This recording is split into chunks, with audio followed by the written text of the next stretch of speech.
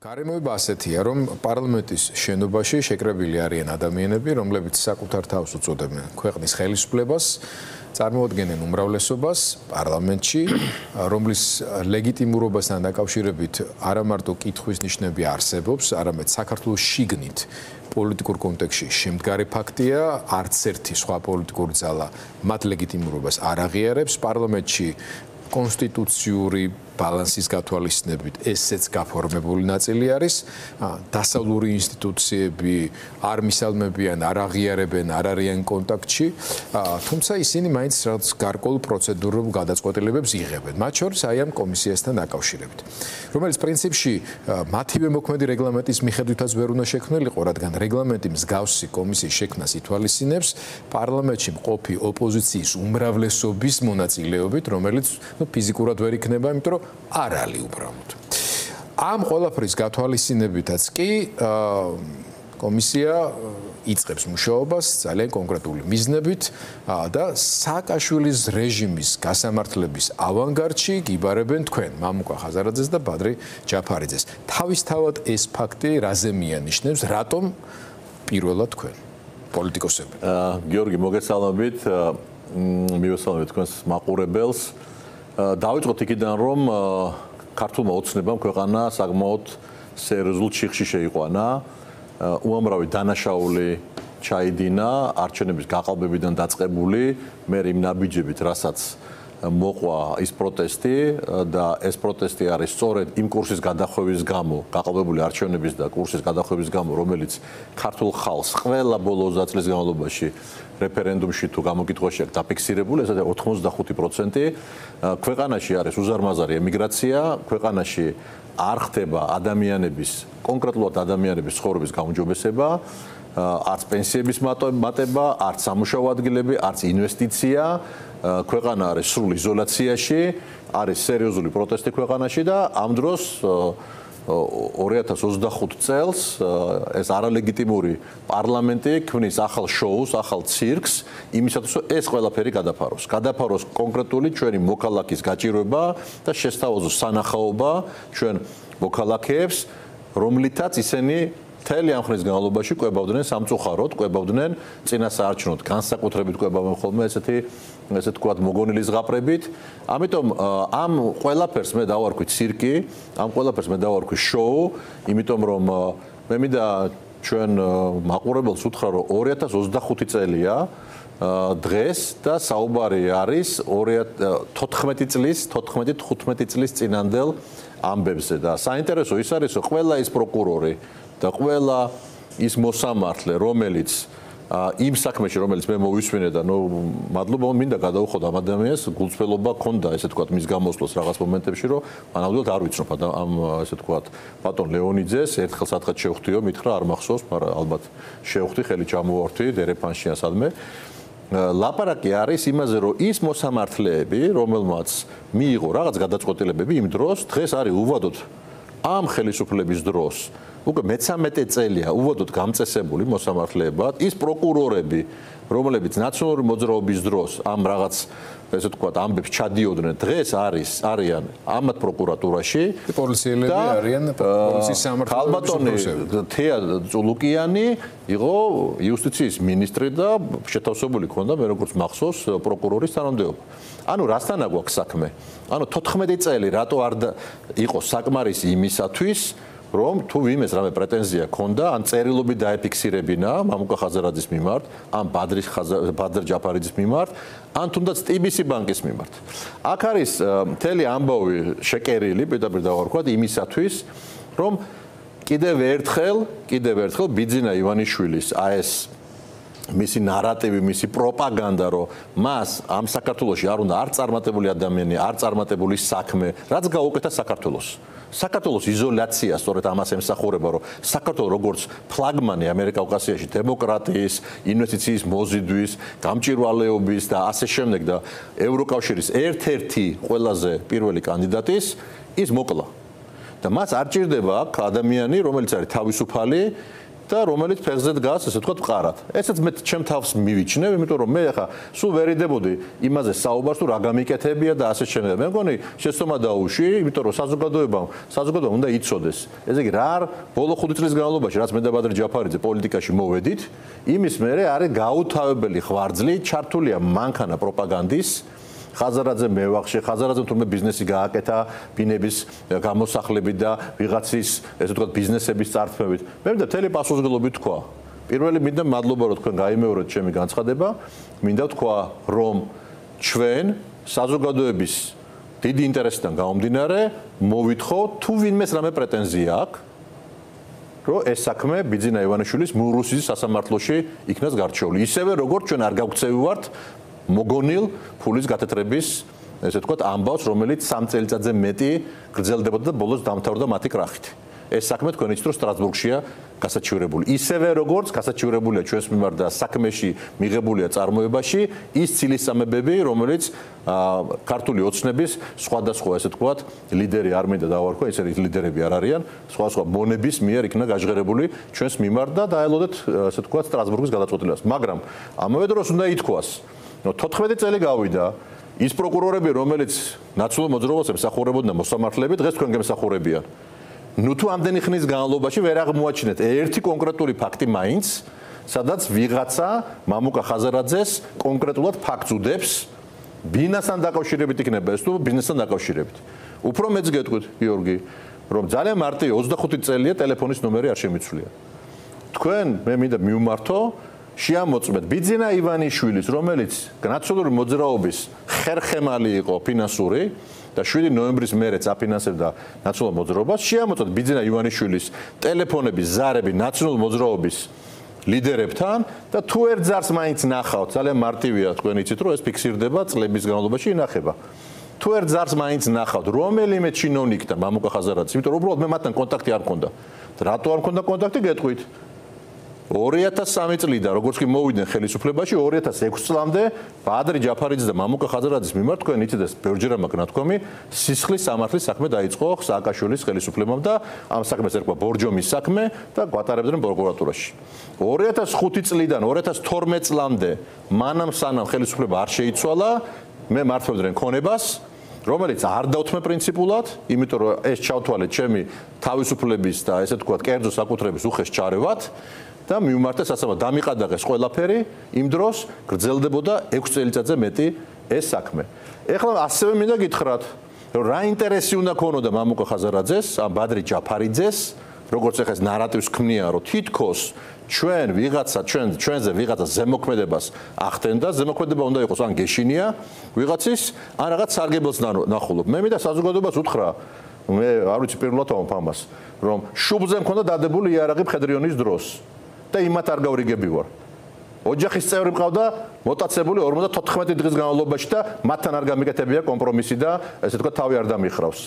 ჩემი ორი ბიძაშვილი იქნა მოკლული 90-იან წლებში და მაშინაც არ გავრიგები ვარ კრიმინალს და არც იმ დროინდელ ხელისუფლებას და კიდე ჩინოვნიკებს, რომელიც მაწვებოდნენ აქედან და იქიდან მხრიდან რომ რაღაცნაირად ჩვენთან ზემოქმედება მოეხდინათ. და როგორ შეიძლება ჩვენ ნაციონალური მოძრაობის დროს რაიმე გარიგებაში ყოფილიყავით, მარტივია. ან ვინმეს ქონებაზე ჩვენ რაღაც ბიზნესი გავეკეთებინა. ვერ ნახავთ მე საჯარო პირთან, ესე ვთქვათ, ასოცირებული თანამდებობა გვეკავა, ჩვენ მართავდით იმ დროს 25 მილიარდ ლარს, ეს იყო ბალანსი იმ დროინდელი ბანკის დაახლოებით და ვერ ნახავთ ვერც ერთ ჩემ ოჯახის წევრებზე, ჩემ ნათესავებზე, ბიძაშვილებზე ვერანაირ ქონებას, ავტოფარეხი იქნება ეს მანქანა, თუ ბიზნესი, თუ ასე შემდეგ, რომელიც ეკუთვნოდა ვიღაცას. ეს რაღაც არ არსებობს, ბუნებაში არ არსებობს. უფრო მეც გეტყვით, TBC ბანკში ვერ ნახავთ, ამას მთელი პასუხისმგებლობით ლაპარაკობ, ვერ ნახავთ რაიმე ქონებას, რომელიც იქნება ჩამორთმეული ან ჩარჩენილი, ესე ვთქვათ, კრიზისური, ფინანსური კრიზისის გამო ან ხდება ხოლმე როდესაც რჩება ქონება ბანკში, რომ იმ ქონებაზე TBC ბანკს ან მის რომელიმე მფლობელს ან მენეჯერებს გაეგრძელებინათ რაიმე ბიზნესი. მსგავსი არ არსებობს განსხვავებით სხვა ბანკისგან. ეს იყო მკაცრი კანონი ჩემი, რომ სხვისი ბიზნესი, რაც არ უნდა სამართლიანად და სასამართლო გადაწყვეტილებით დარჩენილი იყო TBC ბანკის ბალანსზე, მასზე არც ერთ ფაქტს ვერ ნახავთ. და უფრო მეც გეტყვით, რომ აეხლა სულ რაღაც 3 დღის წინათ TBC ბანკის შესახებ დაიწერა ლექცია, რომელსაც AMD ეს არის სოფლიოს წამყვანი ფინანსური, ესე ვთქვათ, მენეჯერული სკოლა და ისწავლება, დაიწყეს სწავლება MBA-ზე TBC ბანკის кейსის და მანამდე თქვენ გახსოვთ 15 წლის წინათ ბორჯომის кейსი არის დაწერილი, რომელიც ისწავლება ჰარვარდში. ეხლა მე მინდა გითხრათ, რომ ამდენი ბიზნესის შემქმნელი შატო მუხრანი, ვაისუბნის მამული, ჩაი გურიელი, TBC ბანკი, TBC ლიზინგი, GPI ჰოლდინგი, TBC დაზღვევა, TBC ლიზინგი, ანაკლია, რომელიც წაგვართვეს და ესე ვთქვათ, წაართვეს ქვეყანას. კიდე არ მინდა რამე არ ამერიკული აკადემია თბილისში, უზარმაზარი ქსელი, ბატასი და ესე ვთქვათ, საცალო ვაჭრობის, ვულევოს ქსელი. ეს ყველაფერი ჩვენ ავაწყოთ. და მე ამ 30 წლის განმავლობაში, გიორგი, რაც ბიზნესში ვარ, მე არანაირი გარჩევა პირადად მე და ბადრი ჯაფარიძეს სასამართლოში რომ ვიღაცას რაღაცა წავარდ არ ქონია. ეხლა დაუბრუნდეთ გუშინო კომისიას. ხო? ესე იგი სასამართლოში ხო უნდა იყოს რაღაც საჩივარი ხო უნდა არსებობდეს. ისევე როგორც არ არსებობდა ფულის გათხრების შემთხვევაში რომ არ იყო მომჩივარი. არც დაზარალებული იყო. და ამიტომ მე მოვითხოვ რომ ამ ცირკის მაგივრად ღიად სახალხოდ დოკუმენტები თუ იმეს რამე პრეტენზია აქვს და 14 წლის განმავლობაში არ გამოჩნდა ეს ადამიანი, იმიტომ სიამოვნებით მეგობრებო, სიამოვნებით ქართული ოცნების ესე ვთქვათ ეს მართლა კრიმინალური ხელმძღვანელები სიამოვნებით აიღებდნენ იმ საქმეს რომ ჩვენ წინააღმდეგ რაღაცა დაეწყოთ. ამიტომ ამ ქვეყანაში ბიძინა ივანიშვილი კიდევ ერთხელ ვიმეორე, ებრძვის წარმატებულ ადამიანებს, ებრძვის წარმატებულ კომპანიებს, ებრძვის საქართველოს, რომელიც აღარ არის წარმატებული, იმიტომ რომ არის იზოლირებული და არაფერი ამ ქვეყანაში აღარ ხდება და კიდე ბოლოს მინდა რომ ძალიან არ მინდა რომ გამიგრძელდეს ამ კონკრეტულ თემასთან დაკავშირებით, პირდაპირ მინდა მას უთხრა, რომ არანაირი დათმობა არ იქნება, არ არსებობს დათმობა არ იქნება. არანაირი დათმობა არ იქნება და იმ ცილის წამებაზე და აი ამ იმაზე, ესე ვთქვათ, რასაც თქვენ კადრულობთ, არანაირი დათმობა გინდა იმაში რა ქვია, სასამართლო მომისაჯეთ და გინდა ესე რა ქვია, საპატიმრო. არ არსებობს, იცით რატო? იმიტომ რომ ამ ბრძოლაში ჩემ მეგობრებთან ერთად მე ვარ შეგნებულად შემოსული და შემოვედი მაშინ, როცა თქვენ კურსს გადაუხვიეთ და ანაკლია მოკალით. და მაშინ მივხვდი და თქვენ მე მგონი ყველა დარწმუნებული ხართ, თუ მილიონზე მეტმა ადამიანმა მოახერხა ქვეყნიდან წასვლა სხვა ქვეყანაში ცხოვრება, ზოგმა კარგად და ზოგმა საშუალო და ზოგი ეხლა იწყობს, მე მგონი დარწმუნებული ხარ, რომ ძალიან მარტივად შემეძლო ამეცილებინა ფულის გაათრების საქმეც, ან ეხლაც თურმე წასულიყავი, ამ ბიზნეს მიმეტოვებინა. არა, მე ამ ბრძოლაში ჩემ მეგობრებთან ერთად ვარ ბოლომდე. რატო იცით? თუ ამ ქვეყანას აქვს უზარმაზარი პერსპექტივა. ამ ქვეყანას აქვს იმის საშუალება, რომ იყოს მდიდარი. ამ ქვეყანას აქვს საშუალება, რომ იყოს ძალიან ძლიერი სამუშაო ადგილები, ძალიან ღირსეული ანაზღაურებით. ისეთი, როგორც მე და ბადრიმ და ჩემმა თანაგუნდელებმა შევქმნით ბიზნესში 15,000 სამუშაო ადგილია შექმნილი და ერთ-ერთი ყველაზე დიდი მსხვილი გადამხდელი ვარ დღესაც მე პიროვნულად და ბიზნესის მხრივ. ბიძინა ივანიშვილი არს აკეთებს, სულ რაღაც ერთვის წინათ გაქურდა ჩვენი ქვეყნის ბიუჯეტი და 240 მილიონი არ გადაიხადა. რატომ? იმიტომ რომ კანონი დააწერინა ოფშორების შესახებ და არ გადაიხადა. აი ამ კრიმინალურ მენტალობასთან აქვს ჩვენ საქმე. ამიტომ ვარიანტი არ არსებობს, რომ მე ხე დავჯდე და მოგონილი ჭორაობის დონეზე მოგონილი, ესე ვთქვათ, ადამიანს არ ახსოვს, შევხვდი, არ შევხვდი, ეს რა არის სასამართლოა თუ ეს არის ქართული ოცნების პარტიის ხელმძღვანელებთან რომ მიხვიდე და საქმე გაგერჩიო. რაც აკეთებდა ბიძინა მთელი ცხოვრება და ეხაც აკეთებს.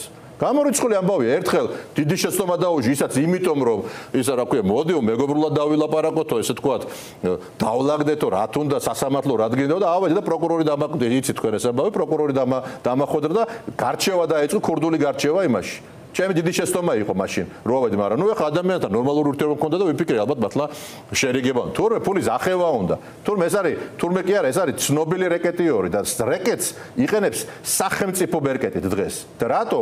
ბაჩიაშვილის საქმე აიღეთ. 10%-იანი სესხიმიცა, მე უთხრა რომ 6% ამიმატეო და დღეს 9 მილიარდს ესე თქვათ ედავება და რადგანაც ვერ წაართვა 11 წელი მიუსაჯა. აი ამასთან აქვს საქმე და კიდევ მე არ დათმობა არ იქნება პირდაპირ გეუბნებით ეს იქნება ბრძოლა იმიტომ რომ ეს არ არის ჩემი ბრძოლა მამუკა ხაზარაძის მე ჩემი სახელია ჩემი გაკეთებული საქმეები მადლობა ღმერთს უზარმაზარ წარმატებას მივაღწია ამ ქვეყანაში უზარმაზარ კრიმინალის დროს და სამი ხელისუფლების დროს არც ვერცერთ ხელისუფლების დროს ვერ ნახავთ რომ ვინმესთან გარიგებული ყოფილიყავი და ვინმე ან წილში ყოლოდა ან ვინმე ესე თქვათ იმაში რა ქვია ეგრეთ წოდებული კრიშად ყოლოდა აი ეს რო არ მოხდა ბიძინა ივანიშვილის ამბავში და ვერაფერში რო ვერ ჩაჯდა და დაინახა რომ თავისუფლები ვარ, დამოუკიდებლები ვარ და ჩემი პარტნიორები საერთაშორისო ბიზნესმენები და ინსტიტუციები და ფინანსური უზარმაზარი ორგანიზაციები არიან, ეს ვერ აიტანა. ეს ვერ აიტანა. დიდი ბოდიში ხა ცოტა ესე ვთქვათ გამიგრძელდა, მაგრამ ეს უნდა ითქვას. ესე დატოვება არ შეიძლება. ხა მე რაღაც მომენტში გიორგი უკაცრავად არ ვამბობდი ამ იმას რა და ხაზარაძემ გაასახლა ხა და ვიძახი ამდენი ხარი ერთი ფაქტი დადეთ. TBC ბანკი აიღეთ, ეხლა ვიღაცა იტყვის ხაზარაძე რა TBC ჩადეთ იმაში, რა ქვია, ძალიან მარტივია, აღსრულების ბიურო ხო არსებობს?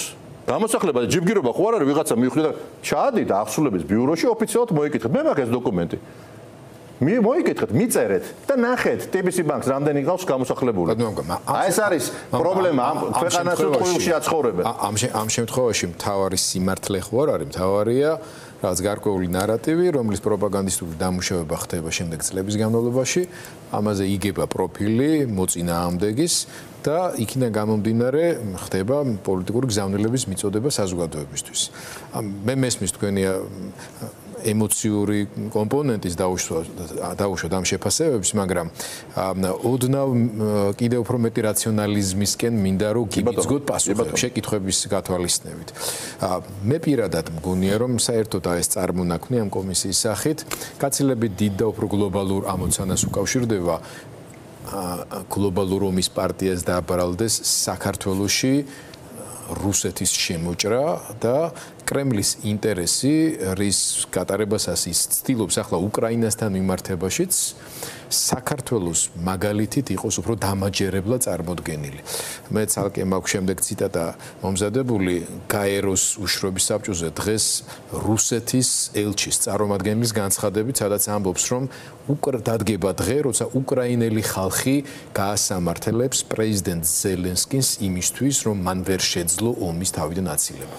ზუსტად ეს სიტყვებია გამოყენებული ხალხო იცოდეთ ერთ სიტყვას არც უმატებ არც ვაკლებ თქვენ შეგიძლიათ გადაამოწმოთ ეს მედია საშუალებებში ღია წყაროებში არის ხო ანუ უბრალოდ კი არ გვეცნობა ეს ასე არის უბრალოდ აი ეს თემები ნაციონალური მოძრაობის დროს ბიზნეს რაღაც ეს ყველაფერი ესე შემოწყობილი არის ასე თქვათ საკმაზად რომ პარალელურად სხვა პრობლემებიც მოაგვარონ ამ პრობლემების ნაწილი ხართ ჩემი აზრით თქვენ და არა უბრალოდ ხართ, არამედ ცენტრალური პრობლემა ხართ მხედველობაში ხართ თქვენ, ბატონი ბადრი და ლელოს ლიდერშიპი. რატომ? იმიტომ რომ საქართველოში პოლიტიკური პარტიების განადგურება ერთ-ერთი მთავარი ამოცანაა მედიის განადგურებასთან და არასამთავრობო ინსტიტუციებთან ერთად, ხო? იმ რეჟიმის კონსოლიდაციისთვის, რასაც აყალიბებს ივანიშვილი. მედიასთან დაკავშირებით სერიოზული პრობლემებია, უსერიოზულესი, აღარ ჩამოვთვლი, პარტიებთან დაკავშირებითაც ძალიან რთულია სტაბილური ინფრასტრუქტურის შექმნა, შემდეგ მისი ჩამოყალიბება, განვითარება, გაფართოება, რომ წარმოადგენდა წინააღმდეგობის სერიოზულ ძალას. სხვა პარტიები არ მიწყენენ, ეს უბრალოდ ფაქტობრივი გარემოება არის, რომ ამ ხრივ ლელოს აქვს მნიშვნელოვანი უპირატესობა და მეტიც საქართველოში სულ ალბათ 2-3 ადამიანია ისეთი დარჩენილი, რომელსაც აქვს ამის ფინანსური რესურსიც, თავისუფალი ფულის სიტყვაზე ესე რომ დავარქვათ, რომლის პოლიტიკურ პროცესშიც ინვესტირების მას არ ეშინია. აქედან გააქციეს და კიდე კაირო წავიდა ბაჩიაშვილი, რომელსაც გამოხატული წინააღმდეგობა ჰქონდა და ამავე დროს რესურს ფლობდა. გილაურთან დაკავშირებით ესეთი რთული თემა არის. ეხლა მე არ მივეკუთვნი იმ ადამიანებს, რომ ავტომატურ რეჟიმში ძმების დამოკიდებულებები ავტომატურად ერთ პოზიციად წარმოადგინო, მაგრამ არ არის ასე მარტივად საქმე, ხო? გუშინაც ნახეთ ინდუსტრიული ჯგუფის ხელმძღვანელობის შეხვედრა კობახიძესთან, სადაც საქართველოში მზარდ ეკონომიკურ ასე ვთქვათ დინამიკაზე საუბრობდნენ, ამ დროს გილაური, რომელსაც გარკვეული ფინანსური დახმარების სურვილი და შესაძლებლობაც ჰქონდა ბოლო პოლიტიკური პროცესში, აბსოლუტურად განსხვავებული კუთხით იყო და არ ვიცი არის თუ არა კვლავ ქართულ პოლიტიკაში, ანუ ამოცანას წარმოადგენს თქვენი განეიტრალება როგორც პოლიტიკური ლიდერის ბადრისთან ერთად, რომელსაც ამავე დროს რესურსების და გამოფიტვის ჭიდილში აქვს ის, რაც არ აქვს სხვებს. აი თქვენ ამ პერსპექტივით როცა უყურებთ სიტუაციას, როგორ გირჩევნიათ, რომ გამწვავებაზე წაყვეთ ამ შემთხვევაში რეჟიმს, რომელმაც შეიძლება მართლა გამოიყენოს უმაღლესი სასჯელი ერთი წლის თავისუფლების აღკვეთის სახით თუ რაიმე ესეთი ტიპის იურიდიულ ქმედებებს მიმართოთ, რომელიც ამას თავიდან აგაცილებდა. პირდაპირ ვიტყვი, რომ არანაირ ქმედებას არ მივმართავ, ეს არის ბრძოლა, გამჭირვალე, მე უნდა ვიყო მართალი ჩემი ოჯახის და ჩემი საქმის მიმართ და იმ რწმენის მიმართ, რომელსაც მე გულწრფელად ჯერა, იმიტომ რომ ეს ქვეყანა არის დღეს არათუ გზის გასაყარზე უკვე, ეს არის აი უფსკულის პირას არის, იმიტომ რომ ივანიშვილის მმართველობა ამ ქვეყანას არ დაუტოვა არც ერთი მეგობარი, დღეს ჩვენ გვაქვს და გვყავს პარლამენტი, რომელიც არის არალეგიტიმური და ეს არ არის მარტო ოპოზიციის შეფასება და საზოგადოების შეფასება, ეს არის ყველა დემოკრატიული ქვეყნის შეფასება, უკვე რამდენი თვე გავიდა, ეხლა ალბათ ევროსაბჭოდანაც გამოაგდებენ ქვეყანას, ყოველი მესამე დღე ჩვენ გვაქვს ახალი, ესე ვთქვათ, ინფორმაცია, რომ ვიღაცას ასანქცირებენ ამ ქვეყანაში, ბიძინა ივანიშვილი არის დასანქცირებული სხვა ქვეყნის ინტერესების გასატარებლად, ეს ქვეყანა არის რუსეთი, რომელიც არის ჩემი ქვეყნის ოკუპანტი. ჩვენ ყავს შინაგან საქმეთა მინისტრი, რომელიც არის ისეთ სიაში, რომ მთელ სოფლიოში არის მაგნიცკის სია 500 კაცი შეყვანილი და ამ ქართულ მოწმეებს დააწინაურა. ანუ დღეს შინაგან საქმეთა სამინისტროს ხელმძღვანელობს კრიმინალი. ამ ქვეყანას ყავდა გენერალური პროკურორი, რომელიც იყო ქურდი და დღეს ის არის რუსეთში ბიძინა ივანიშვილის წარმომადგენელი, რომ საქართველოს აი ესე ვთქვათ პირდაპირ თუ ირიბად თუ ასე შემდეგ შეატრიოს იქ, საიდანაც ჩვენ ძლივს დავაწყციეთ თავი. აი ამასთან აქვს საქმე და ის რაც ხდება კომისიაში, ხო, ეს არის სპექტაკლი იმისათვის, რომ არ არსებობს პური და უნდა იყოს სანახაობა. ამ სანახაობის საშუალებას არ მოგცემთ არც ერთი წამის საშუალებით. მე პირდაპირ გეუბნებით, რომ ამ ბრძოლაში მე ვარ შემოსული ბოლომდე, პოლიტიკურ ბრძოლაში, არცაც წასვლას არ ვაპირებ, ყველაფერში მზათა ვარ. კიდევ ვიმეორებ, ეს ბრძოლა, ამ ბრძოლას ჩვენი ქართველი ხალხი ან მოიგებს, ან ყველა მერე თავის თავს დააბრალოს, იმიტომ რომ იმ დროს არ თქვას თავის სათქმელი, იმ დროს არ გამოვიდა პროტესტზე, იმ დროს არ დააფიქსირა თავის პოზიცია, იმიტომ რომ ძალიან გვიან იქნება მერე. ეს არ არის ხუმრობა, ვისაც ცოტა მაინც ესმის რა ხდება ჩვენს გარშემო გეოპოლიტიკაში, სომხებს რომ მოუგებ ფეხბურთს, ეს ძალიან კარგია. მაგრამ როცა სომხები ჯობიან და დღეს უკვე მიიღეს კანონმდებლობა პარლამენტში ევროკავშირში გაწევრიანება დაკავშირებით და შენ ხდები მაჩანჩალა და არავინ პატრონი არ აქვს სოფლიოში, ობლად დაატოვე ქვეყანა, ხო? ეს არის შეგნებული პოლიტიკა ბიძინა ივანიშვილის. ანუ რა უნდა მოხდეს იმისთანა, კიდევ ვიმეორებ, რა უნდა მოხდეს იმისთანა, რომ ეს მოცემულობა ამ მოცემულობას ვიღაცა მოღალატოს. ეს მოცემულობა არის საქართველოს ხვალინელი დღე. ამიტომ მე ძალიან ვამაყობ იმ გუნდით, გიორგი, რომელსაც წარმოადგენ და მე ვარ ამ გუნდის ლიდერი, მაგრამ ერთ-ერთი რიგით წევრად მიმაჩნევ და არაჩვეულებრივი ახალგაზრდები გაიზარდნენ ჩემ გარშემო და ის კოალიცია, რომელიც ჩვენ ძლიერი საქართველოს სახით წარმოადგენთ, უფრო მეტ ძალას იკრებს. გუშინ მე მქონდა შეხვედრა 100-ზე მეტ ახალ წევრთან მარტო თბილისიდან, რომელიც გაწევრიანდა აეხლა. არჩევნების წინ აეხლა გაწევრიანდა ჩვენი ძლიერი საქართველოს რიგებში. ისევე როგორც ანალოგიური ხდება რეგიონებში. და ეს ბუნებრივია, მათ იციან, რა თქმა უნდა, ჩვენ ამას ვაშუქებთ, მათ იციან ეს ყველაფერი, რომ უკომპრომისო ბრძოლაში ვარ ჩვენ. პირდაპირ არანაირი გარიგება, არანაირი რაღაცა კარებს უკან მოლაპარაკება. მე როცა გამოგვიგზავნეს ადამიანი, მე ღია ვთქვი ინგა გრიგოლიას ეთერში, რომ ესეთი მცდელობა მათ ჰქონდათ. ვინც გაურიგდა, იმან თავის თავს და თავის გულში ჩაიხედოს. მაგრამ აქ გარიგება შეიძლება მხოლოდ საქართველოს მომავალთან. ესე გაგრძელება რო არ შეიძლება, ეს ფაქტია. ამიტომ რა ვიცი, კითხვაზე პასუხი არის მარტივი ბრძოლა იქნება, პოლიტიკური ბრძოლა იქნება, მანამ ჩვენ სანამ ამ მოღალატეები არიან ესენი. იმიტომ რაც აკეთებენ ეს ღალატია, ქვეყნის ღალატია. ეს არ არის არც მშვიდობა გინდა, ეს არ არის არც ესე თქვა ისეთი რაღაცა, რომ აი მშვიდობა გვაქვს სხვა დანარჩენი წყალსაუღია. ეს არ არის მშვიდობა.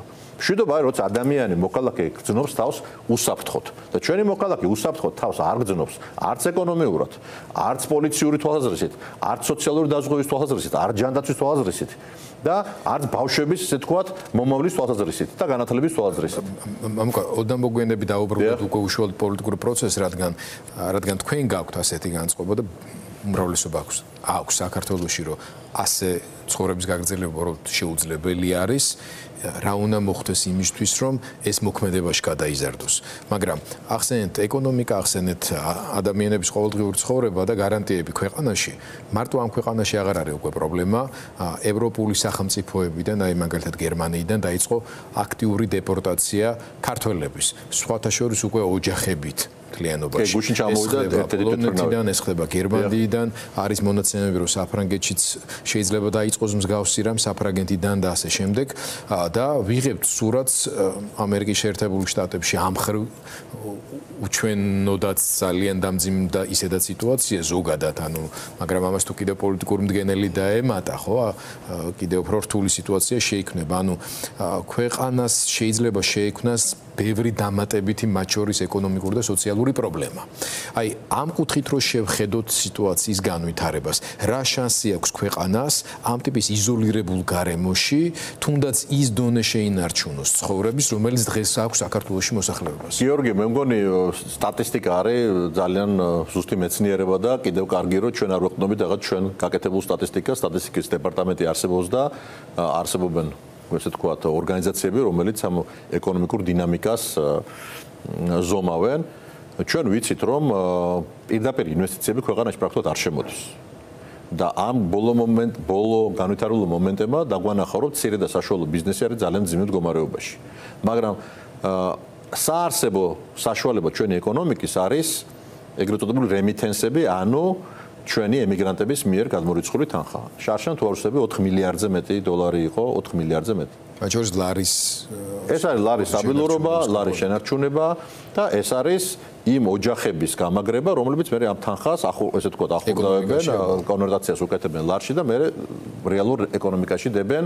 რეალურ ეკონომიკა არ არის, მაგრამ ყოველ შემთხვევაში ეს ამუშავებს, ესე თქვა, ეკონომიკას.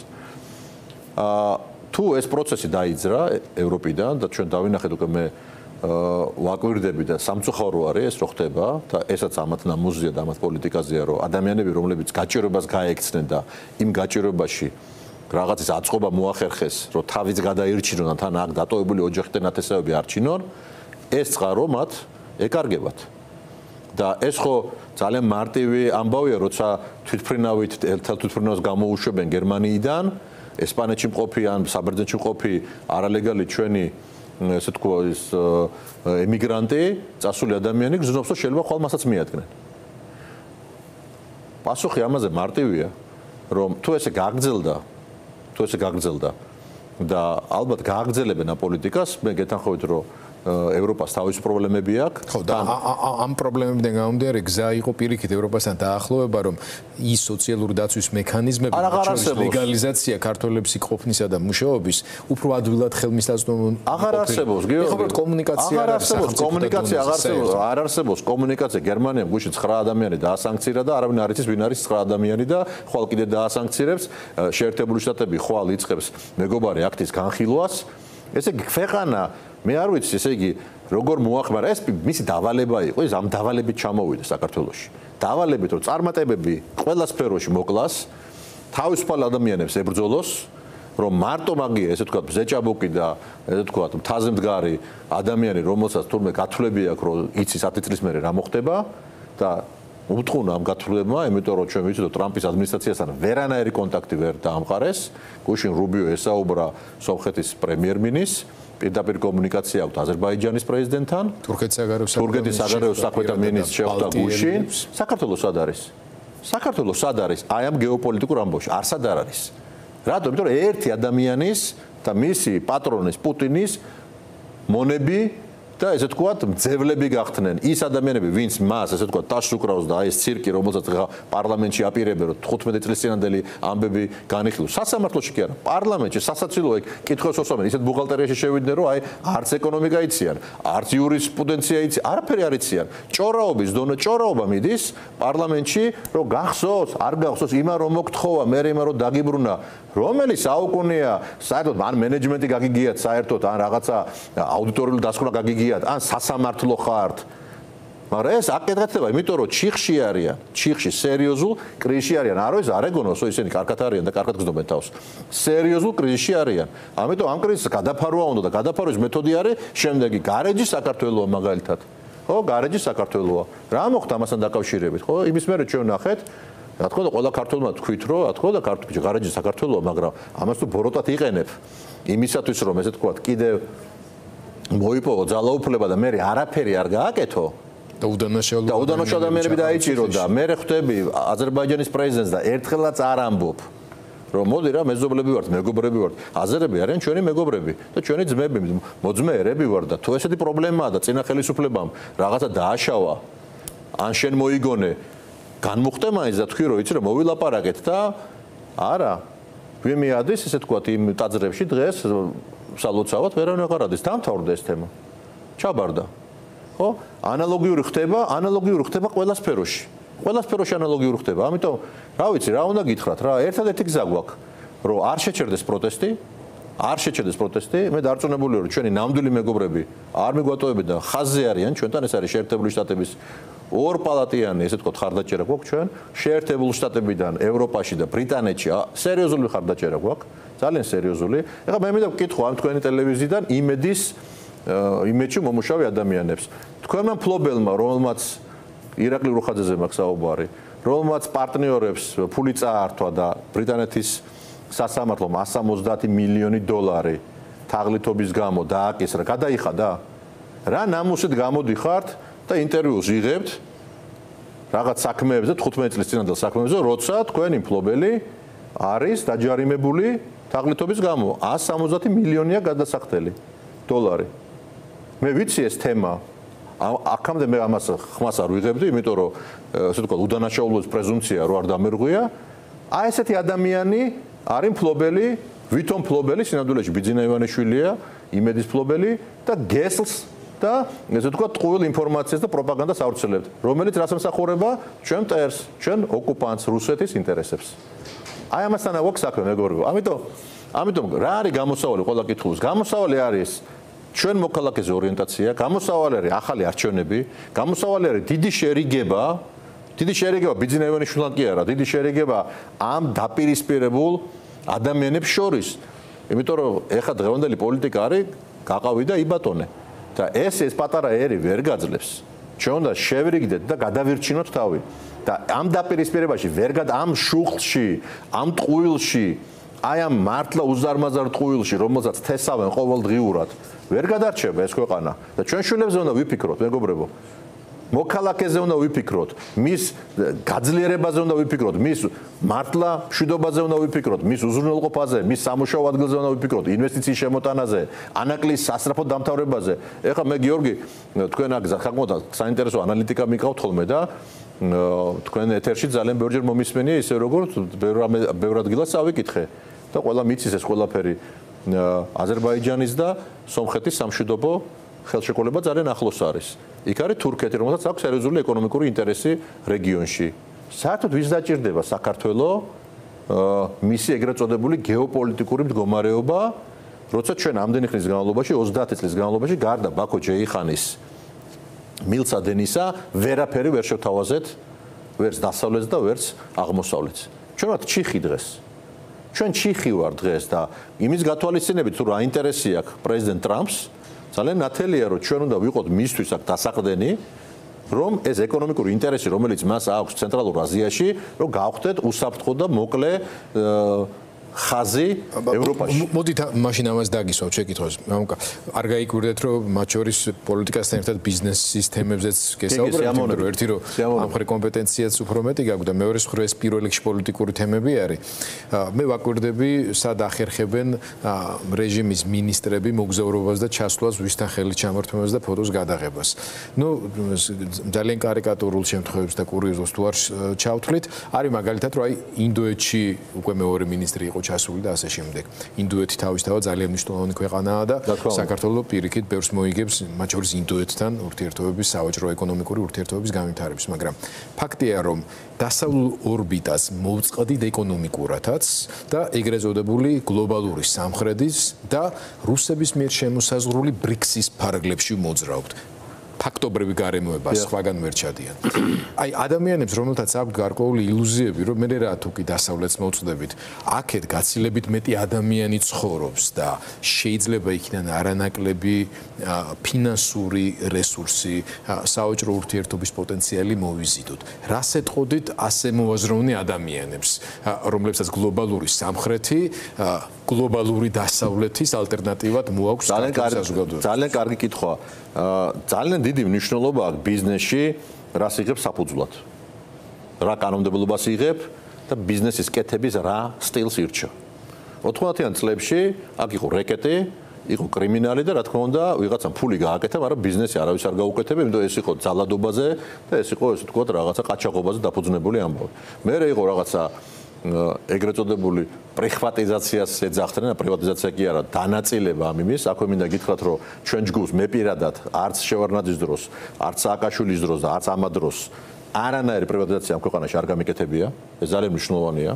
აი, რატო ვამბობ ამას, რომ ხო შეიძლება ვიღაცამ ესე ვთქვათ, დავალებული იყო ვინმეს გამო. არანაირი, არც ბორჯომის და არც არავის. ეს ძალიან მარტივად შემოწმებული. ერთ-ერთ აუქციონში მივიღე მონაწილეობა ლისის აუქციონში, რომელიც იყო ღია კონკურსი და მე მგონი ყველა ტელევიზია აშუქებდა ამას 2007 წელს. რის თქმა მინდა, რას იღებს საფუძვლად?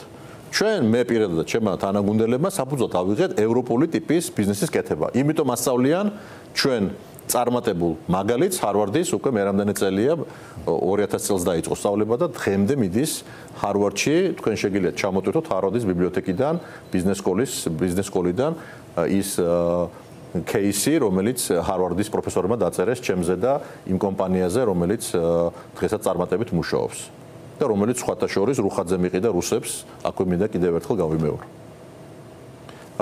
მეორე მაგალითი, ჩვენ შეგვეძლო იმ 300-400 ბანკში, რომელიც შეიქმნა 90-იან წლებში, იმ გზას გავუყოლოდეთ, მაგრამ სხვა გზას დავადექით. საფუძვლად ავიღეთ საერთაშორისო ნორმები და დღეს TBC ბანკი ასევე кейს ასწავლიან AMD-ში, შვეიცარიის და მსოფლიოს ერთ-ერთ ყველაზე წამყვან ბიზნეს სკოლაში და TBC ბანკი არის ევროპის 250 ყველაზე დიდი კომპანიის კონკურენტი. ანუ კონკურენციას უწევთ. აქვე მინდა ვთქვა, რომ ლონდონის ბირჟაზე არის. ლონდონის ბირჟაზეა და აქვე მინდა ვთქვა სხვათა შორის, არ ვიცი იციან თუ არა, როცა ჩემი ბოლო ერთ-ერთი ინიციატივა თანაგუნდელებთან ერთად იყო, რომ უზბეკეთში განვითარებული იყო TBC ბანკი და 18 მილიონი კლიენტი ყავს უზბეკეთში TBC ბანკს. თუ საქართველოში ყავს 2 მილიონი 18 მილიონი ყავს უზბეკეთში. უზბეკეთისთვის იმიტომ არის საინტერესო, რომ დასავლური ტიპის ბანკი, დასავლურ ფინანსური ინსტიტუცია მოადგენს ქართული ბანკი.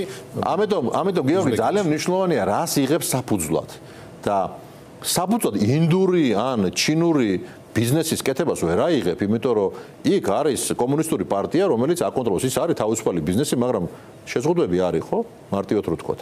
თუ ჩვენ გვინდა დიდი გრძელვადიანი კაპიტალი, თუ ჩვენ გვინდა დიდი კორპორაციები, თუ ჩვენ გვინდა მოთამაშე გავხდეთ რეგიონში, აუცილებლად ეს არის ის მოდელი, რომელიც განვითარდა ევროპაში და შეერთებულ შტატებში. ეს არის თავისუფალი ვაჭრობის პრინციპი, თავისუფალი ბიზნესის თავისუფლად კეთების პრინციპი, დაბალი გადასახადები და საფონდო ბირჟა, რომლის გარშემოც უნდა აეგოს, თუ გვინდა რომ ჩვენ გავხდეთ მართლა ფინანსური ცენტრი რეგიონის, რომელიც ავტომატურად მოახდენს ამ ქვეყანაში ძალიან დიდი მრავალმილიარდიანი ინვესტიციის აკუმულირებას და ჩვენ შეგვიძლია გავხდეთ რეგიონში ისეთი ფულის წყარო, რომელიც დააფინანსებს არა მარტო საქართველოს გრძელვადიანად და საქართველოს ქართულ ბიზნესს, არამედ რეგიონის თელ ესე თქვა ინფრასტრუქტურას. აბუდაბის იმედზე კი არ ვიქნებით, არამედ ევროპული ეს ხო ზღაპარია, შეიძლება ვიყო რეგიონი. ეს ხო ზღაპარია ერთმა პროექტმა რომ ქვეყნის ეკონომიკა გადაარჩინოს, რაც უნდა ბევრი ციფრი დაწეროს. 6 მილიარდს ვერ აითვისებ 10 წელიწადში ამ ქვეყანაში. ესეთი მასშტაბის მშენებლობა არ არსებობს, არც ესეთი მოთხოვნა არსებობს ამ ქვეყანაში. ბიზნესი არ კეთდება ერთი რომელიმე პროექტის გამო. ერთი რომელიღაც პროექტი ეს არის ანაკლია, რომელსაც ბევრი განშტოება და დეველოპმენტი არ არის ის ბიზნესი, რომელმაც შეიძლება მთელი ქვეყნის ესე ვთქვათ რაღაცა ეკონომიკა გაუმჯობესოს. ამიტომ დღეს ეს სიტუაცია გვაქვს. დღეს არის ქვეყანა ჩიხში, უნდა ვთქვათ, ეკონომიკური თვალსაზრისით და რაც უბრალოდ რომ მიდის, ქვეყანა არის იზოლირებული და რაც დრო გადის, უფრო ვიკარგებით ამ ესე ვთქვათ, ორბიტიდან, აღარ აინტერესებს ხალხს უკვე საქართველოს თემა და ეს არის ბიზნეს ამოცანა სწორედ ეს არის, რომ ჩვენზე აღარ საუბრობდნენ, რომ ჩვენ ვიყოთ რაღაც სოფლის ბოლო და სოფლს კარგი ესე ვთქვათ, იმით ვამბობ, იმიტომ რომ სოფელი, ძლიერი სოფელი არის ნებისმიერ ქვეყანაში, განსაკუთრებით საქართველოში, ძლიერი სოფელი არის ქვეყნის ხერხემალი. ძლიერი სოფელი არის ისტორიაც, კულტურაც, სიმღერაც, ენაც, ყველაფერი, მაგრამ სოფელი დაცარიელებული, ეხა გურიაში რომ მოხდა დასავლეთში თოვლის სტიქია, ჩვენ ჩასული ვიყავით და ახალგაზრდა ადამიანი აღარ არის, ვერ ნახავ რომ თოვლი გადმოთოვოს, ყველა წასულია. მოხუცები და დარჩნენ და უმწვევ ადამიანები. აი ეს საქართველოს მივიღეთ ჩვენ და ეხა არ მინდა მე არა ვარ ის ადამიანი რომ ასო ოპტიმიზმით ვარ განწყობილი და ეხაც ოპტიმიზმით ვარ განწყობილი რომ ამას გამოვასწორებთ. აუცილებლად გამოვასწორებთ, შემოვატრელებთ თლიანად. მაგრამ ამისათვის საჭიროა ახალი არჩევნები. ახალი არჩევნებია საჭირო ამისთვის, სამართლიანი არჩევნები. როგორ იქნეს მიღწეული მაშინ აი საუბრის ბოლოს მოდექით მაინც თავარ თემას. გიორგი, ეს არის პროტესტის გაგრძელება და ამაში არ გულისხმობ რუსთაველის გადაკეთება, სადაც ძალიან მნიშვნელოვანია თავისთავად სიმბოლური ამბავი და მადლობა ყველა იმ ადამიანს, ჩემი მეგობრები არიან ძალიან ბევრი და მაგრამ ერთ რამაზე შევთანხმდეთ. კონსოლიდაცია თუ არ მოხდა, მე ვერ ვიგებ ამ მეც ესე ვიყავი განწყობილი, როცა პოლიტიკაში არ ვიყავი, რომ პოლიტიკოსები არ მომწოდა. გასაგებია, შეიძლება არ არის ეს კაი საქმე დაიშენა, მაგრამ კონსოლიდაცია თუ არ მოხდა, პროტესტანტების, სამოქალაქო სექტორის, პოლიტიკოსების, პოლიტიკური პროცესის გარეშე ვერცეთ ქვეყანაში ცვლილებები ვერ მოხდება. ამიტომ ეს კონსოლიდაცია და ეს გაერთიანება, მე სულ ვამბობ, გაერთიანება არ ნიშნავს, რომ ყველა ერთ პარტიაში შევიდეთ და ყველა ერთი. ეჭვმა გას თქვენ გაქვთ დიდი სურვილი ამას. არანაირი სურვილი არ აქვს. რა თქმა უნდა.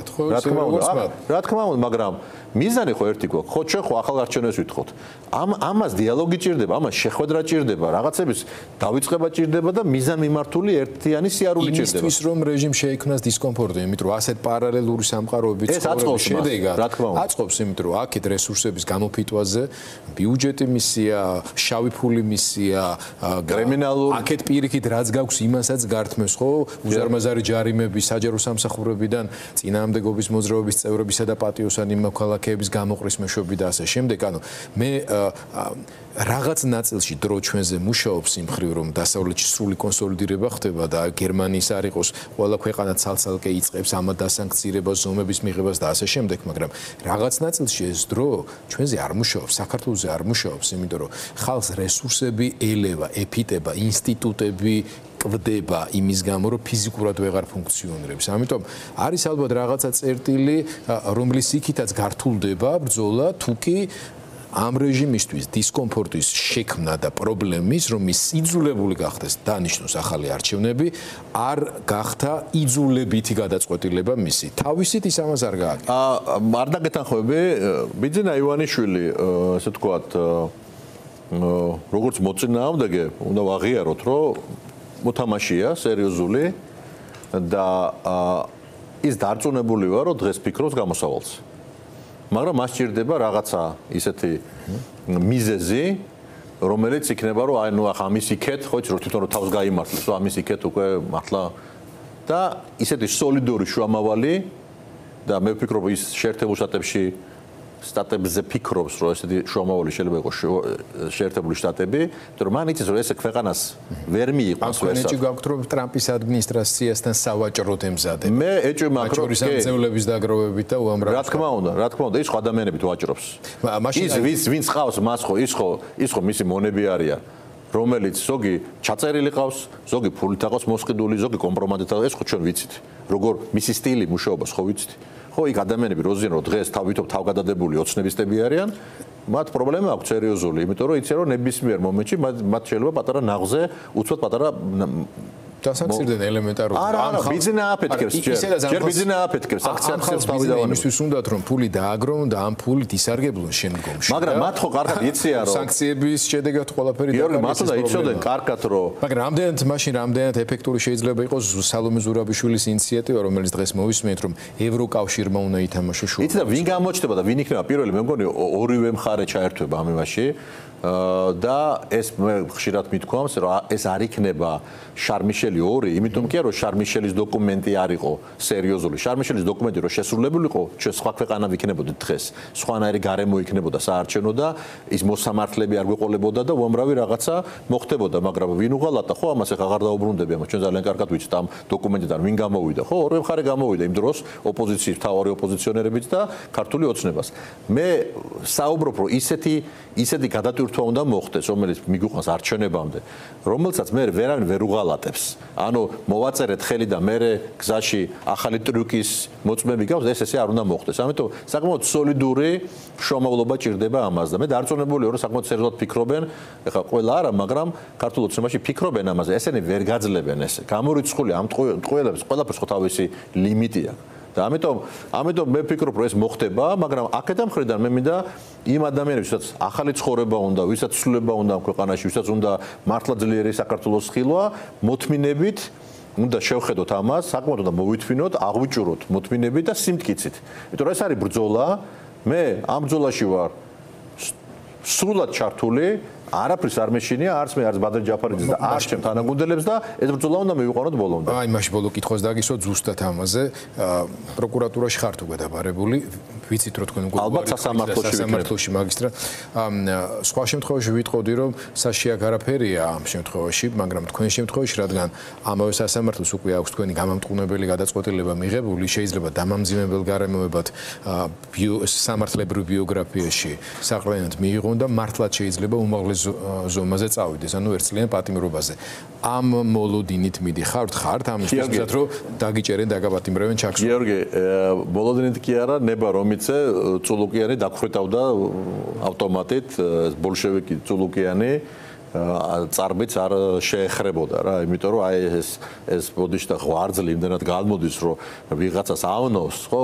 ეს ტრაგედია უბრალოდ მეც აღარ ვიტყვი ქალია და თავშევიკავებ, იმიტომ რომ ეს არ ვიცი, საიდან მოდის ეს ყველაფერი. ჩემი პოზიცია არის ძალიან მარტივი, რაც დამხვდება, იმას უპასუხებ. და არანაირი გათვლებს არ ვუკეთებ. ნამდვილად გეუბნები, იმიტომ რომ კიდევ ერთხელ ვიმეორებ. მე მგონი, ყველას ხა იმის დარწმუნება არავის არ უნდა, რომ ძალიან მარტივად შემიძლია და შემეძლო, რომ გავწოდდი ამ საქმეს, ძალიან მარტივად და შორიდან მეყურებინა. არ და ვერ გავეცლები, ისე როგორც არ გავეცალე 90-იან წლებში იმ უსამართლობას, როცა ვაწყობდით ჩემ მეგობრებთან და ჩემ უცხოელ პარტნიორებთან ერთად ბიზნესს და არ დაუთმეთ არავის არაფერი, იმიტომ რომ მართლა ვაკეთებდით, გადასახადებს ვიხდიდით და იმიტომ გავხდით წარმატებულები ამ ქვეყანაში. ესევე წარმატებული ვართ დღეს პოლიტიკაში, იმიტომ რომ მე ვამაყობ ჩემი თანაგუნდელებით, იმ ახალგაზრდა ნიჭიერი, განათლებული ახალგაზრდებით და არა მარტო ახალგაზრდებით, გამოცდილი პოლიტიკოსებით, ვამაყობ, მადლობა მინდა გადაუხადო ყველა იმ ადამიანს, რომელსაც ერთი სიტყვა მაინც მოგწერა და შეგვეხმიანა ამ დროს, იმიტომ რომ მე ყველას თვალებში უყურებ დღეს და ვეუბნები რომ ღალატი არ იქნება ჩვენი მხრიდან, არც ჩემი მხრიდან, არც ბადრის მხრიდან და არც ძლიერი საქართველოს პარტია ძლიერი საქართველოს მხრიდან. რატო? იმიტომ რომ სასწორზე დევს ჩვენი ქვეყნის, ჩვენი შვილების ხვალინდელი დღე და მე ამას ვერ უღალატებ ვერანაირად. ძალიან დიდი მადლობა. დიდი მადლობა თქვენ. დავაკვირდებით მოვლენებს, იმენივე ყველაფერი მშვიდობიანად ჩაივლის, ასე ვთქვათ, არავის არ გაუხარდება. ციხე საპატიმროებში კიდევ ერთი ქართველი პოლიტიკოსი აღმოჩნდა. მამუკა ხაზარაძეს დავამშვიდობებით.